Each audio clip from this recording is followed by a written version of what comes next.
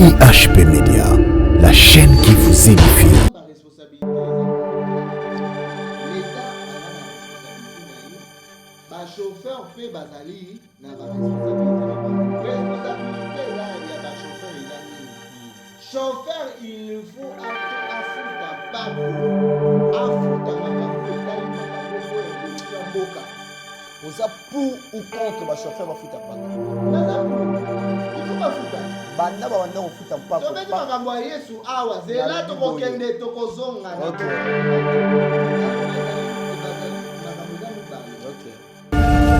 IHP Média, la chaîne qui vous édifie.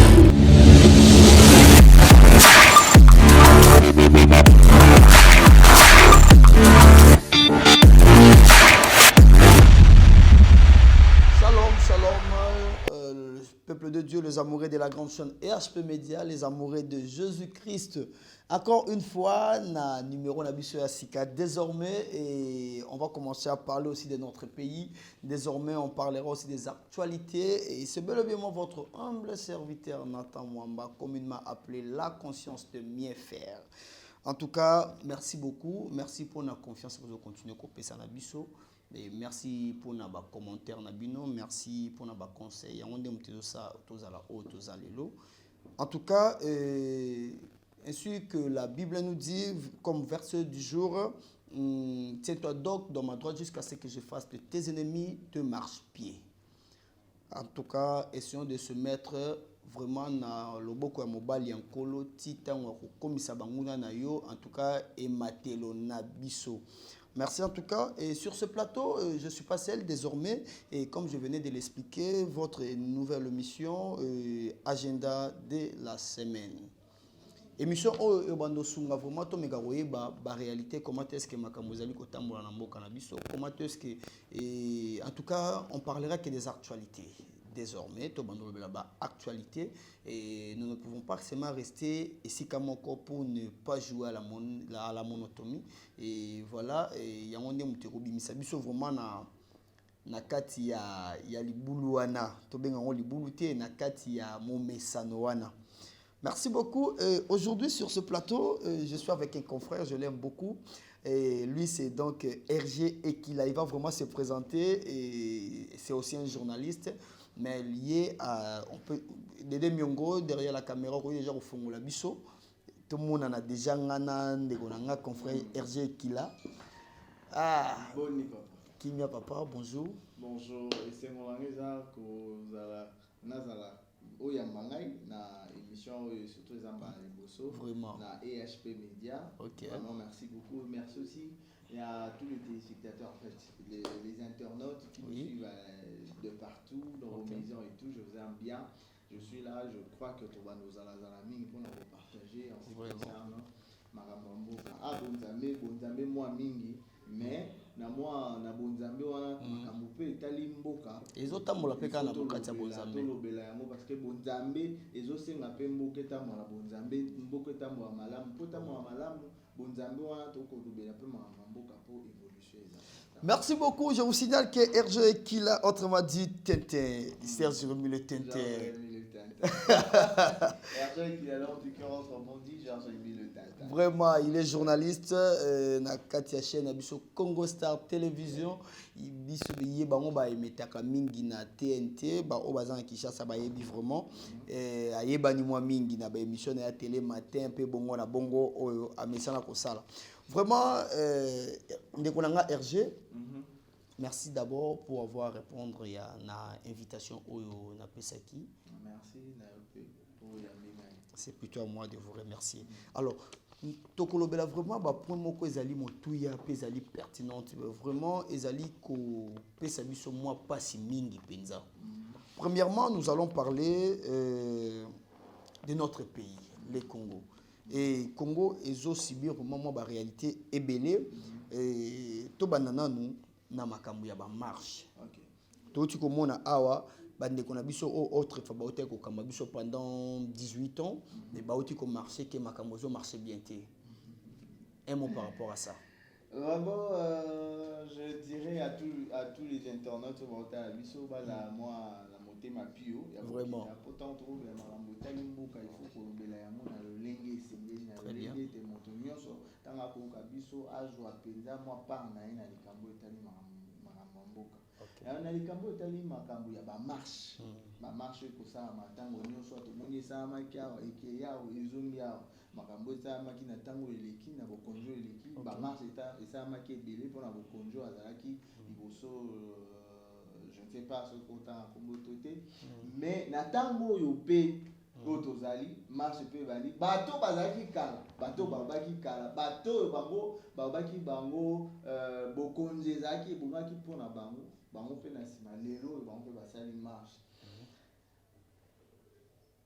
Mokolo yango ntango nayoka likambo wana esekisi ngai naseki makasi nabi bango mpe basali marche marche yango basali na mituni marche yango ezali po ete bamisepelisa to ezali penza na posa ya population na posa ya bato oyo ya bato babiki na kati ya mboka na mituni bongo mpona nini na mituni kotala makambo elekaki kala oyo towumelaki na ntango na yango na koki ondima te bato balekaki na bokonzo eleki bango lelo babeteke makambo eza kotambola bien te motuna yo nde moto yambi ngai eloko moko na kotuna ata na population oyo bakotala biso na bitando na bango na batelefone so bazali mwana oyo akola aumeli azali na 18 ans na mwana aza soki na 2 ans na 3 ans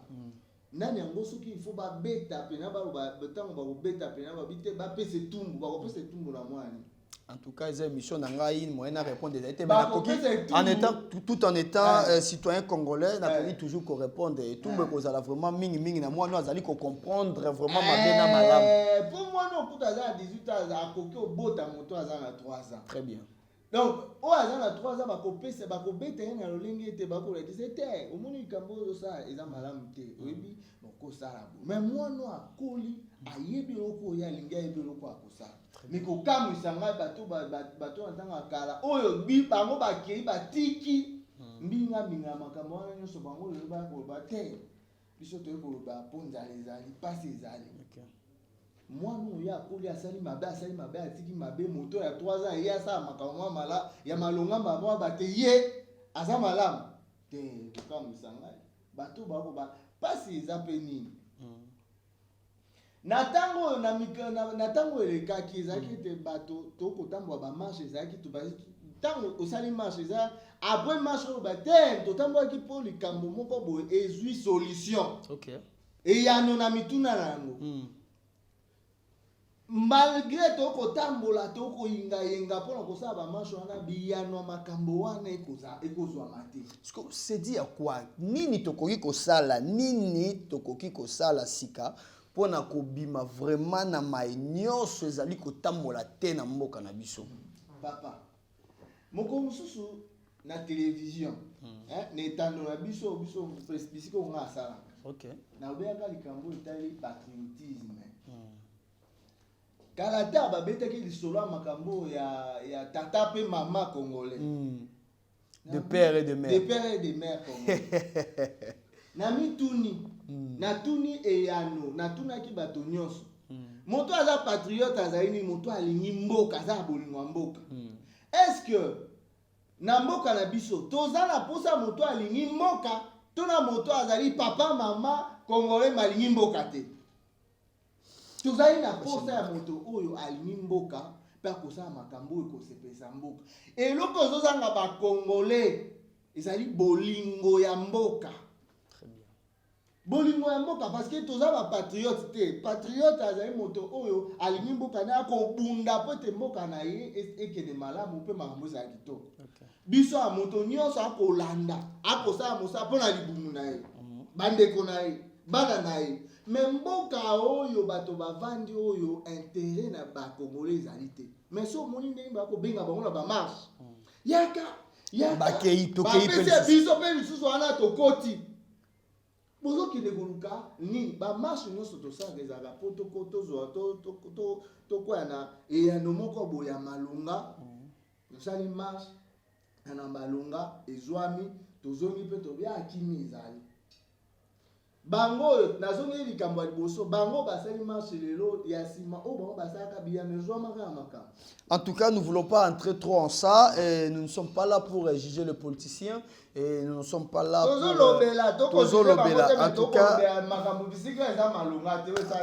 En tout cas, tozo continuer penza, tozo continuer maleme tozali kokoba. Et yambona biso to continuer tozo ngina na sima ya bilili ye oyazali wana aigle de Kawele, Dede Miongo, Papa Chachou. En tout cas, azong sabiso moke na régie tolanda mainini oyelekaki na marche parce que nous aussi la caméra de la grande chaîne EHP Media a été présent et tozongi na sima ya régie et puis on se retrouve juste après. C'est parti.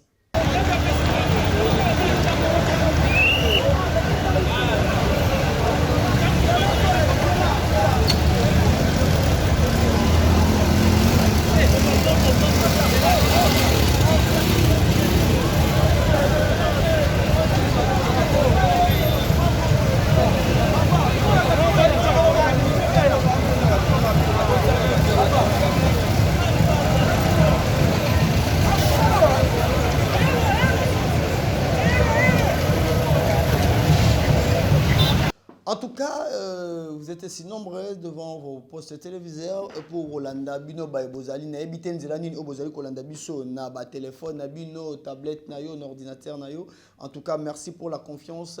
Toti Rolanda Biso na bino marche ndenge ni lekaki comment est-ce que ba o bazali lelo na opposition ba bazali ki mbalo eleki na majorité aujourd'hui ils sont aussi en tout cas lelo oyo balobi vaut mieux Kabila.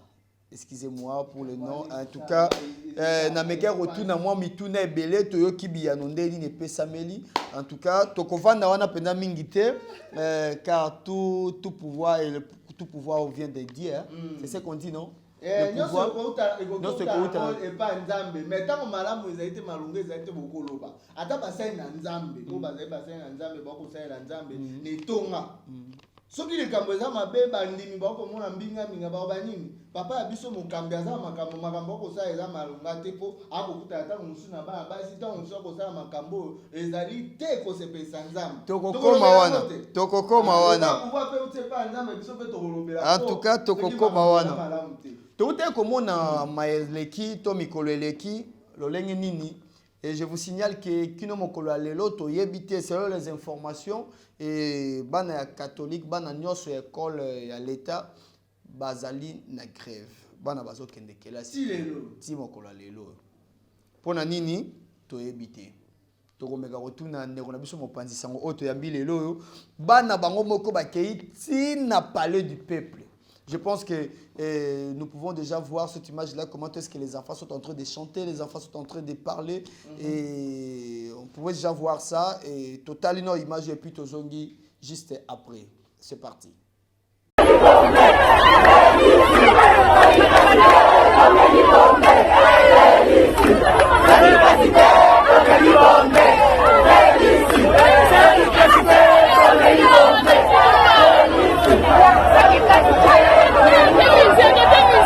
C'est pas normal, c'est pas normal. Bang.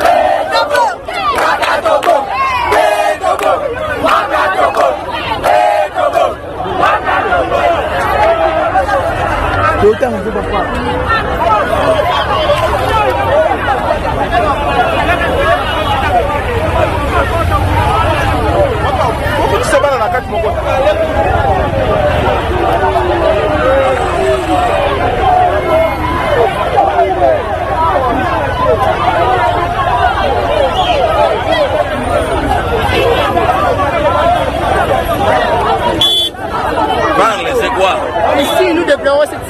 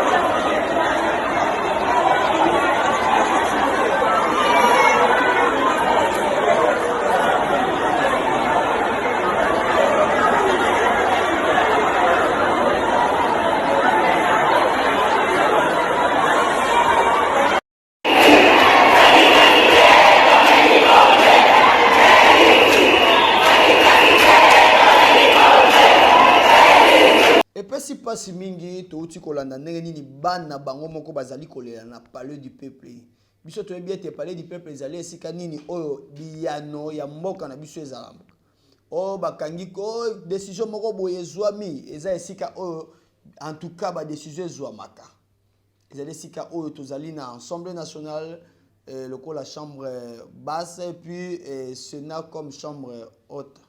Donc comprenez un peu ça et eza esika oyo biyano pe de biloko nyonso elamba makalelo ya nzungu ya mboka na biso nde palais du peuple bana bakende kolela mais jusque là ça n'aboutit à rien et là on se pose maintenant tant de questions sur ça.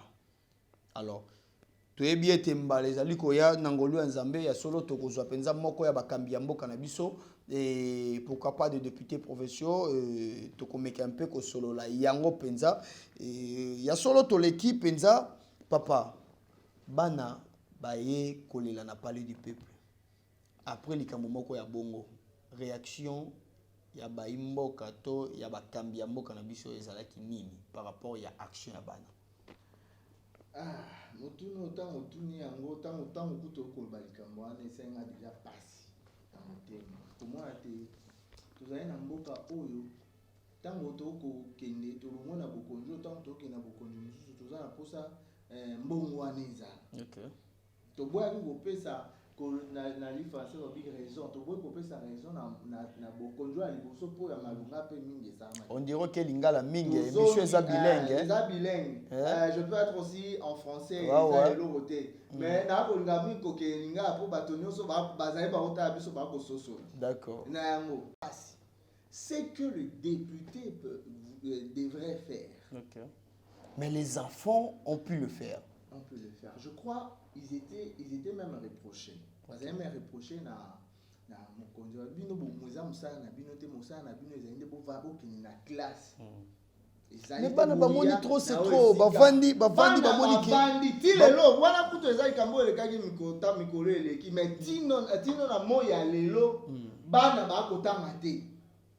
Bana bakokende kelasi bakozonga bazotanga te pona nini balakisi baite bazwi mbongo te bakozwa mbongo te balakisi bokosala nini bon bofanda kaka wana po tona eloko akosala na bino te mbongo tozwi te papa les études ou les enseignants baza bato oyo ya motuya na mboka oyo bakosala bato bakoma bato minene soki nga na oloba na télévision nakoloba liboso ya na ba YouTube et tout na ba télévision ça parce que on m'a instruit on m'a éduqué à l'école. Alors soki balakisi bakoza rémunérer malonga te ndenge nini bakopesa yango no moima lelo tokomona makambo ba corruption banini mwana po aleka basa les bulletins c'est dû à ça. Vous avez accepté on appelle ça quoi la gratuité. Oui, on a accepté, on a applaudi. Mais tout ça va. Bisigani tika bato bazaki na tango asima na bokonzo leki ba ya kocha monoko. La gratuité, avantage ou désavantage pour le peuple congolais? Et ça a un avantage. Toko bango des avantages te po avantage ezali parce que bano peuple na ba bota o bazangi misolo ya kotangisa bana. Bon, ce ballon va automatiquement suite ces années. Ma ezali nini avantage na yango ezali avantage ezali désavantage te mais si quand ezali na besoin ya suivi ozo sosola suivi ezali na makambo wana po ba eti soki bomoni pe ata boko kokate boyimbisa ngai soki ezali kambo kokate bango sa nini obite ba parents bomisa ata moi 10 francs po ba tata awa biso pe na biso tozali yango ba misu pe bako sa ba suggestion ndenge wana bako ba bon tu bako pesa makanisi na bango bon to sa ata boye peut-être bana bazongi ya classe bana ti lelo bana bako tanga te tango bakozongi ya siko bako tanga ndenge biko babotangisa ka bango aneko maisu molai ezaki to côté yango na ko bana ba ya bakonzi po bakonzi mosu pe ba uta biso balanda biso oui balanda biso makambo internet oui bon nous avons besoin que nos enfants puissent aller à l'école. Okay. Aller à l'école, vous nous avez apporté la gratuité des études du primaire et de l'école primaire. De l'école primaire. Mais travaillez sur ça. Faites quelque chose. Ne laissez de mon colonie likamwane aussi là. Arrangez-vous. Mais, bon, bien, Nabé Tata et Solo, ils ont malamuté, surtout dans la chaîne chrétienne, et Kamonina Loba. Mobutu Abakani, so il faut tout ça, tout Tata et Solo, na Satan, tout beta pour Mboka Mise à Mala. Ata Satana, Ada Moto, Bokyo Betane, Solo, Tepoya, Yazaka Moïbi. Yazaka Malongate. Mais, na lobia Mokana, Nengi ni Apola. Non, il faut que ça la il c'est lycée, c'est fort à Tanabango. Ya kosala po te bokonzi na ngai ezala kimia po bato bazali babika malamu ezali nasa bolamu na sepesa. Et vous melinde. Hein? Grave beaucoup ozala ta esa ta moi une semaine, 2 semaines, mais tout comme mois, 2 mois, 3 mois, ba kotanga te eza malamu te. En parlant ki biso yango bosala maskasi po te bana bazonga classe bakende. Botika kama so ezali kama ta bafuta ta moke. Ndeko exige na mono e na kanda. Eh papa. Makambo kozanga oyebi mbaleleki na bete likambo si tu t'occupes pas de la politique s'occupera de toi. Po ete bato nyonso baza na poto akimi Kinshasa po pasi ezali matiki famille na Kinshasa ifati na biloko euta bamboka mosusu ekoya wapi kokita na Matadi kuna bakofuta ni taxe makambo mboka ekangi bino te otengaki pa politique occupé. En tout cas, merci beaucoup à ma maman GH et à papa Osé, à Mani. Ma maman chérie, je vous aime tellement. Et voilà. Et aujourd'hui, c'est un peu chaud, comprenez, et notre cher internaute. En tout cas, Lelo, Tozaka Namaramo va prophétité, Lelo Tozaka Namaramo va pasteur. Aujourd'hui, nous parlons de notre pays. Il y a solo, en tout cas, il y a solo, Yambo, évangile, Ezala véhiculé malamu, et aussi un peu Mbokezana Kimia. Avant de parler, nous avons vu dans la Bible, et c'est notre Seigneur Jésus qui a dit à César ce qui est à César, et à Dieu ce qui est à Dieu. Donc, si même notre Seigneur Jésus a reconnu que l'impôt, ou les impôts, donc, tant que tu sur l'impôt, tu comprends que est déjà ma belle. Alors, nous allons parler de ça. En parlant de grève, en parlant de tout ça, parlons aussi de notre ville Kinshasa, Bopeto. Kinshasa, Kin Bopeto. Kin Bopeto, Kin à chantier. Le lo oyo, tozala qui na ville, je vous signale vous qui nous suivez partout dans le monde, que nous sommes aujourd'hui mardi, le 22 presque. Nous sommes le 22, hein? Le 23. Ah ben, je vous signale que nous sommes aujourd'hui mardi le 23 novembre 2021. Donc, dans combien de jours nous allons finir cette année? Un mois combien? Un mois combien? Un mois et combien de jours? 30 jours. Dans 37 jours. 37 à 38 jours, nous allons déjà atterrir vers l'année 2021 pour Kokota vraiment na Mobu Yasika. Je vous signale que notre pays va mal. Très mal. Notre pays va mal. Et on était en ville hier. On pourrait déjà suivre juste les extraits de ce qui s'est passé hier en ville. Et Batou Bazala quitté en ville. Bat transport exaté. Bino Baibozana Bandeko. Ah. Otinda qui est logo moro boyo. Monique asali amote comprendre que mituka exalité. Donc, il n'y a pas moyen de se déplacer et on peut déjà suivre ce qui s'est passé hier et on se retrouve juste après.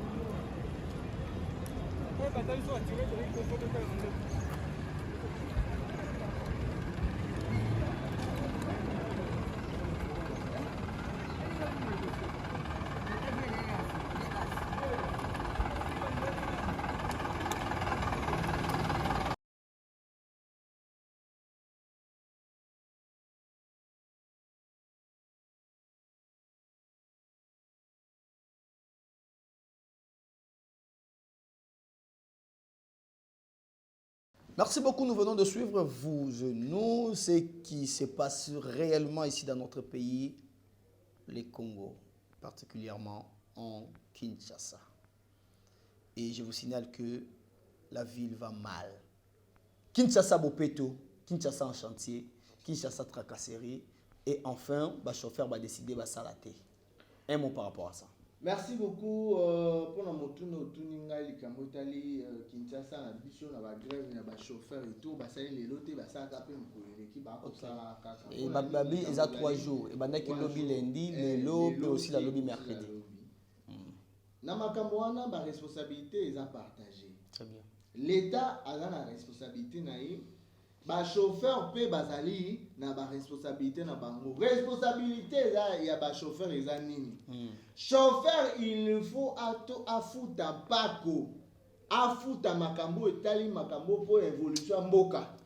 Oza pour ou contre ba chauffeur ba futa pako. Naza pour.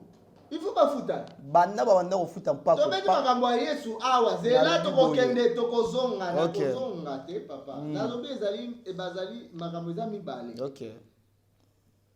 Charge ya ba chauffeur ezali te ba futa makambo na bango longi esengeli ba kokisa mibeko. Ba kokisa mibeko to futo somba boto futa bo et tout. Basa yango pona nini mboketa mola po mbongo ane kota nini na kesi po kesi etombo isa makambo mboka. Tombo ama ekota na mboka. OK. Mbongo wana. Mbongo wana. Likambo sikoza ya passe zani. Bato ba ko futa. Poto toza tukotaka toza ba journaliste tokenda ka biskani to na makambo za ndenge nini mpako ezali ko futa. Chauffeur aza ko tuna ba ko futa mpako. Mais misala sa makate. OK. Ndela ebonga kate. OK. Makambo ekenda ka liboso te. Bango akotona na tracasserie, je te dis ce que mon je crois bato bazana bato bakota biso na mikimo susu ba mona ndenge makambo so eleka po batala ngo pe na internet. Comment un chauffeur mikoleleki kuna batumbaka chauffeur moka mitumbaka ina na roulage na kati ya motuka. Ezaka likambo ekala na ba Lubumbashi je crois. Nyoso ani ezaki pona tracasserie. Batiko boma pe chauffeur moko mikolo. Babomaki chauffeur moko likolo kaka tracasserie bakomi kosala débat pour abimisi mondoki ezaki na chambre air déjà bu moto ana kufi yango yo pe kotisi ba makambo nyonso koti makambo nyonso yo kota na kati.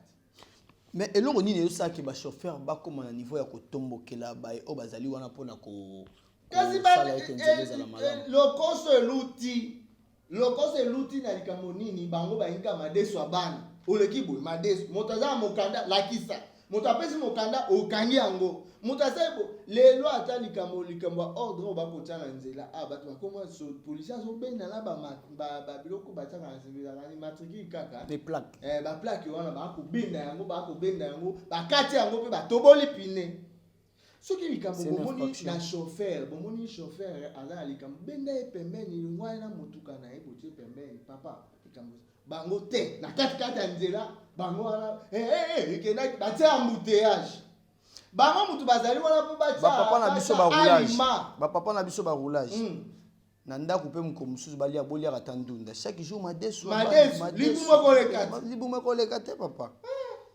continue ndeko na ngai bakozwa omona embouteillage pe koti wana bango mutu batia bazali wana po batia aliment na nzela po ete nzela za pole bato baleka te bango embouteillage koti likolo na bango ibisa ngai bato bakosala bakoluka mwa mbongo na bango na pasi bango bakokanga bango bakenda mbongo wana nyonso bakoma kowelela nini bango bakoma kowelela mini ba receveur ali receveur aza na mbongo so bali receveur wana moto akimi déjà akendela musika po bayebi chauffeur aza na mbongo te mbongo nyonso eke pa receveur au moins soki bakangi olie bakanga na chauffeur bakangi kaka receveur po bayebi receveur aza na mbongo makambo modele wana ibisa ngai bato bakoluka mbongo na bango pasi balelo bato mosusu basi mosusu bakobwa mibali pasaka receveur mais moto wana andimi mpenza boyabi mosala na ngai ezali receveur nasalaka mpo naleisa bana na ngai libota na ngai sikoyo yozwa moto wana okangi oyibi mbongo osali eboye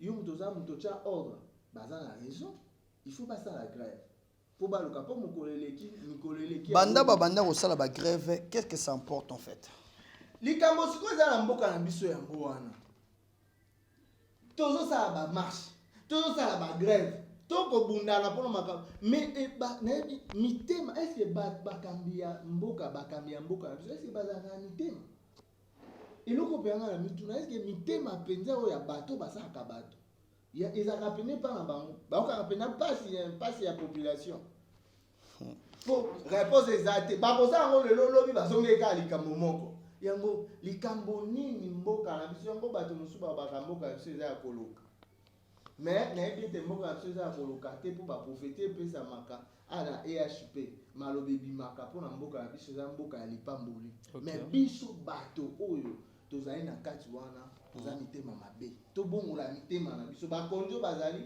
babongola mitema.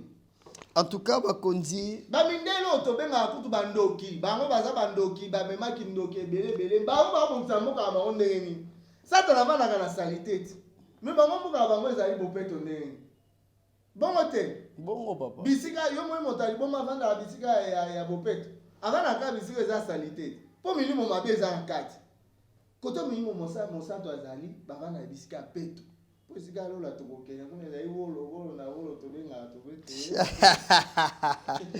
En tout cas, c'est très bien. Nous venons à peine de parler de notre pays. Et alors, notre mission ne sera pas seulement basée sur ça. Nous avons des Konangai, Ekje et Kila. C'est que nous savons que Bomoyi, Yamutu, Ezali, vraiment, Eza sacré. Mais on dirait que Bomamutu, Nambo Kanabiso, et comme ndenge to bandaki ndenge zaki liboso en fait toti komona toti kolanda biso na bino etamboli biso pe na EHP longo na ndeko Brice et garçon sympa je te salue à penser mon confrère et ba uta kolobela yango na plateau longo na mosal na Nzambe le prophète Enoch Babinga makambu ya ndeko na biso Yvonne oya uta kotika biso oya tika biso vraiment elle a été tuée par son chauffeur. Pas n'importe quel chauffeur oyo yemoko azwaki bandeko beje na kati ya ndako na ye. Ya solo makambo elobamaki ebele bongo na bongo no baba komaki kobima ensemble bongo na bongo. Toti kokwela likambo mususu na mboka na biso chauffeur lisusu abomi patron bauti banque bauti kozwa mbongo baye et ba telemi place mo bazali kopema. Ya solo chauffeur abomi patron pe azumbongo nyoso akimi na yango atiki patron na kati ya mutuka. On pourrait déjà voir la photo ya solo photo ya ngwana bokoyi komona yango et puis si passe makasi ndeko RG. Un mot par rapport à ça. Na likambo etali koboma oyo kotambola lelo na Kinshasa eza pasi na ngeza mingi na bato basaka musana bango malamu. OK. Pasi na nga mingi ezali wana.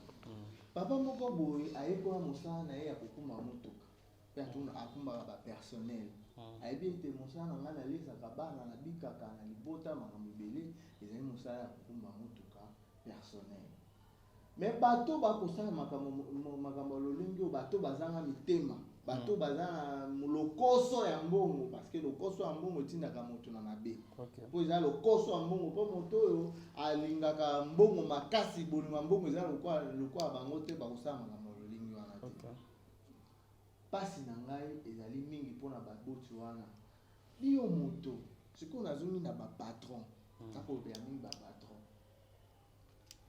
yo ozwa na mosala na yo ozwa moto ifo koyeba moto nini oyo kozwa na mosala eluka makasi yango wana moto ya malamu ayebanaka moto pe oyo azali mabe ayebanaka po eloko ezali na bato wana nyonso mibale oyo basalika mwana bazalaki na boso bazalaki bato malamu te po moto ya malamu akoki koboma te po ngai nde nazali awa mpona azwa pena moto aza na bomoi nde okobika totalaka nao moto bato bakufa moto akufi aza na moke ndenge bazalaka azali tu moto te bapasoli ye mpe bomoi eza te nazwi moto nalongoli ye na bomoi tokotika komona ete ngai moko moto nangi nasala likambo wana nakoyoka pasi me bato ya motema likolo ya mbongo nde okosala makambo lolenge wana eza malamu te fo bapatron oyo bazali bakoluka moto akokumba motuka mpona koyamba ifo koyeba ozosala mosala na nani. Mais non, wana eza mosala moto akoya boye na CV na ye voilà je suis chauffeur machin esika oyo mon cher wana eza tokende tozonga azwi moto moko boye libanda atie na ndako na ye fo koyeba peke basali na ye 5 ans confiance wana ya koumela na ye omoni makambo mosusu mpe ezali moto akoki ozala ne mpe mabe mais abombi mabe na ye. Soko yeba moto ko net ngai boye net exemple net ngai patron na ju mutu mo boye abombaka makambu na ye abombaka laksanga monter ya malamu na koyeba ndenge ninga pe ko nzambe te. Yango na lobi te il faut pe ko landela ti. Ko landeli moto ngo azaka ndenge ni. Po tango zo moto pe no pese confiance oti na ndaku na yo. Bova bolala ka bolamuka esika mon papa il faut eba e. Ugo eba ete ka ndenge wana ozuyo po ozuyo pese esika eske baboti ayibi penza moto wana malamu. Je ne sais pas.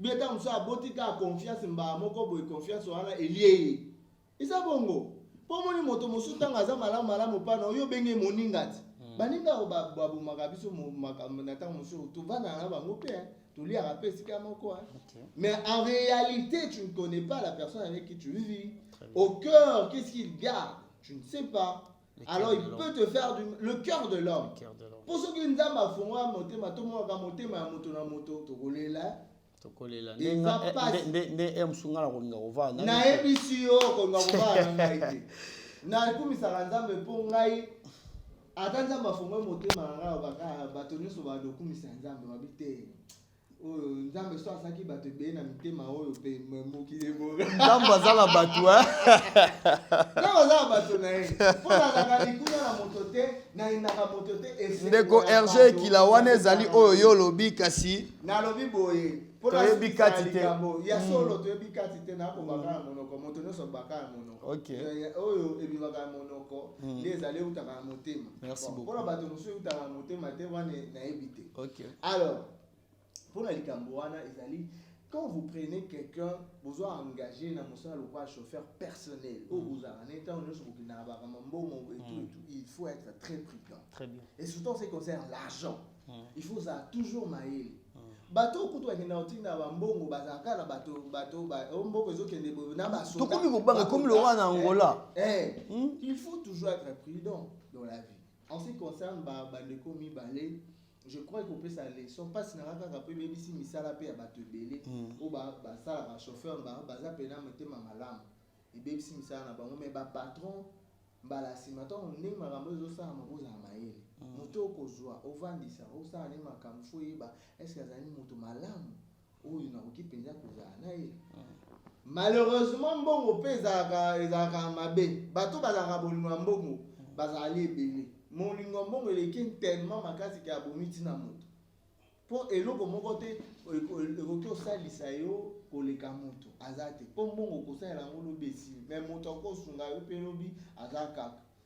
En tout cas yambo opesa mwa toli na sujet wana je toyekola kosala malamu na mokili e papa na biso ekje ekila toli moko mpona baye nyonso bazwi bolingo ya mbongo batie liboso kino na niveau to kino na ngonga ya koboma moninga mpona koganye oyo ezali ya ye. Merci beaucoup papa na koyebisa bato nyonso bakota na biso balobi na le français balobi en voulant tout gagner on risque de tout perdre. Bato bakoluka azwa nyonso akozala pe nyonso lukozwa moke bible elobi boye contentez-vous de ce que vous avez. Très bien. Na bakeloko moko na publié même na Facebook na bi si tout le monde se contentait de ce qu'il avait il y aurait moins de jaloux. Très bien. Soki moto nyonso azalaki kaka azomwaka eloko na ye nde nazali nango eza yanga moto zuwa koka ozala te. Très bien. Po yebi te oyo eza ya ye oyo eza yanga yangai ya ye okoka zuwa ndenge nini mpona nini okoka zuwa te okolobaki oyo ezali yangai na yango wana oyo eza na ya yo linga yango sepela na yango mwasi na yo sepela na yo. Très bien. Okolula mwasa moninga te elamba na yo sepela na mbongo na yo bana salaire bakofuta yo mbongo na yo moke yangai yango oyo wana eza ya ye ekomaka bato bayiba po anini akosepela na oyo ya ye te nga na akosimba oyo ya mikolo telefone ya mikolo te oyo aye kuna eza malunga mingi tika nazwa oyo eboti moyibi eboti zuwa eboti koboma yango wana omoni bato bakoboma nanga likolo likambo nini nazwa nakoma mpe lokwa ye naganye nakoma kwa yango wana yesu asengi biso tolingana tosepela na oyo toza nango tika kobomana wana eza makambo moto mobeko ya malonga yesu aloba atikela biso abani bolingo nyonso wana ekosalama mpo bolingo eza te. Ok. na yango tolingana totika kobomana makambo wana nyonso ya malonga te mpe napesi so toli na bapatron boyeba moto nini okozwa na mosala. Très bien. Kopesa confiance mbala moko te yeba mpenza moto okoki opesa confiance mbala moko ezaka ye. Très bien. Mbato ya mokili ifo kozala mwana ekenge koyeba malonga ezali ya malamu Asala Bengele. En tout cas, merci beaucoup. Merci. Et là, nous chutons déjà vers la fin de cette émission. Je pense que vous étiez si nombreux devant vos postes téléviseurs. Nandela et Tuebite Ndela Nini Ozali Kolanda Biso. Olanda Kibiso na tablette na yo, na ordinateur na yo. Tuebite Nandela Nini. Et en tout cas, merci pour la confiance. Et nous sommes arrivés vers la fin de cette émission. Aussi, ça vraiment na Motuna Yasuka et le Ronande Kolabiso RG. Moko ya makambo oyo ezali ko boma mboka pe bomi ezali ko boma mokili mingi e bomi mboka na biso Congo affaire ya ba faux plutôt ba faux prophète ba faux pasteur. Un mot par rapport à ça. Déjà lobi likambo ko eza motuya ezali likambo nini kamo déjà eloko ko boma mboka na biso ezali ba faux prophète. Bato bazali lo bakolobela makambo ezanga motuna makolo. OK. Ba prophétie moko boye o ezo sepelisaka mitema na ba. Ba prophétie o ebimisi bana belé ba komi ba fazer ba se retrouver na ba orphelinat. Na lo bakelo moko Bible lobi. Bible lobi. Ah pasteur RG. Le poza mo sala nzambe. Le ka makambo pe ya Bible. Biso pe na bakisi pe ya moliko. OK. Alors elobi tolingana tozala te moto oyo azali ya mabe azosala makambo mabe yo mpo kolia kolingela kaka na nsima na yango mpona koloba makambo oyo ekosepelisa motema na ye. Très bien. Ntango okoya kopesa message eloko na ekimaki ngai eloko na ngai naloba Bible elobi Yesu alobi tolinga bayini na biso. Et bakisi lisusu bondela pe mpo na ye. Me baprofetio ekobima lelo ezotindika bato na koyinana. Ezotindika bato na motema mabe. Ezotindika bato na kokabwana. Oko Yesu mission ya Yesu ezali kosangisa. Kosaki bato bazala lisanga.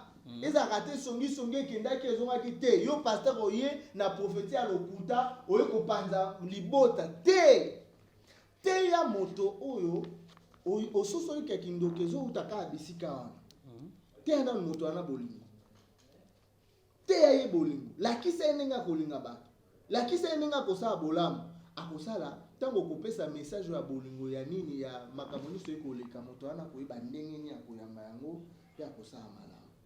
Bana bakoma ba fazer te banani makambo ekopanzana lelo ni kozala te ba famille kopanzana te mpona likambo wana po bolingo ya ba prophète na bazali ni ba prophète ya solo te bakoluka ne mbongo na nsima ya kolo. OK. Balati babenga ngoni balati bilamba ya meme na se na kati bazali bankoi ya mwana ndeso na tanga suka misa na bino ma misa ba prophète na nyonso bana nango kutu. Ezaka bato bazali mo aveugle bako sosola te nde bakozala kaka koumela wana mais bako sosola bako comprendre déjà que makambo bako sala eza misala ya Satan eza ya Nzambe te.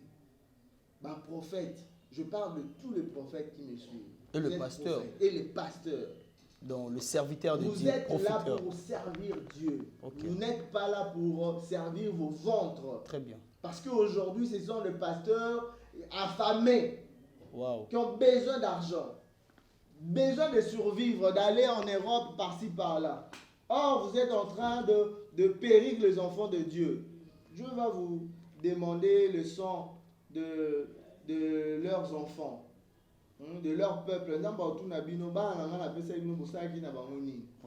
Pasteur, prophète, yeba mambo sala surtout yeba mambo sala yeba kenyo so sala na nzamba otala yo tanga ko interpeller yo oyambola.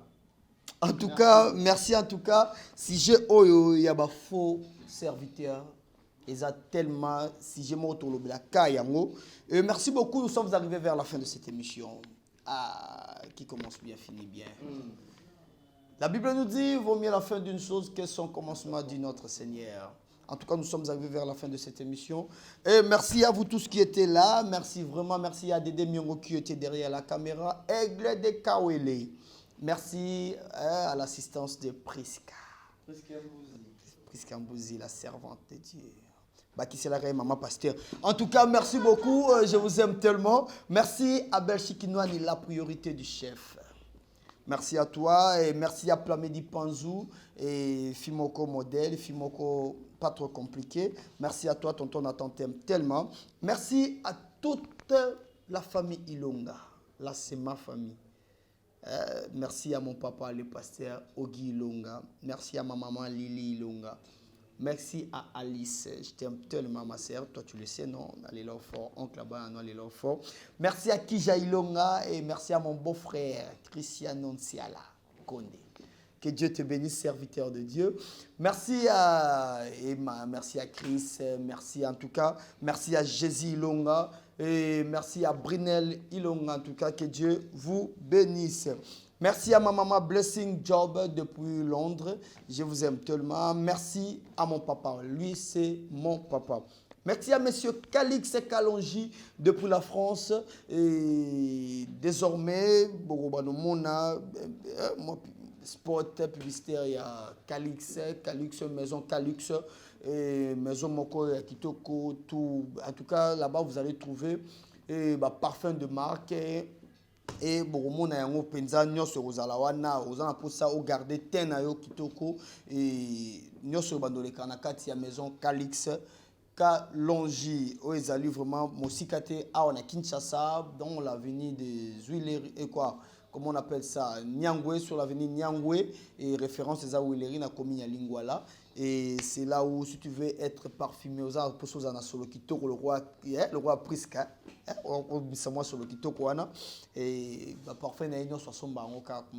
et merci beaucoup à toi, mon papa Calux Kalonji.